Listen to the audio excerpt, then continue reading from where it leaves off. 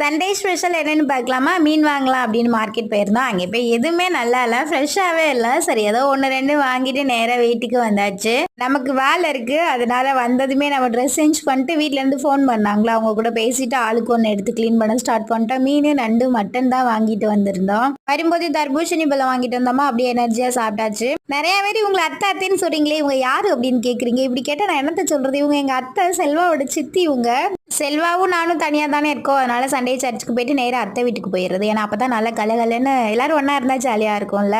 சரி ஓகே, இன்னைக்கு Sunday special என்னன்னு பார்க்கலாமா? நண்டு கிரேவி, மீன் குழம்பு, மீன் பொரியல், மட்டன் கிரேவி, அப்புறம் மட்டன் சூப்பு. எல்லாமே செம்ம டேஸ்ட்டாக இருந்தது. மீன் பொரியல் மட்டும் தான் அத்தை, அது எல்லாமே செல்வா தான். நல்லா சாப்பிட்டாச்சு. சாப்பிட்ட சாப்பாடுக்கு எல்லாருக்குமே தூக்கம் சொக்கிடுச்சு. எனக்குலாம் அப்படியே கண்ணே திறக்க முடியல. பட் அத்தை ஈவினிங் போல் கொஞ்சம் வெளியில் போயிட்டு வந்துடலாம் அப்படின்னு சொன்னாங்களா, அப்படியே எல்லாருமே கிளம்பியாச்சு.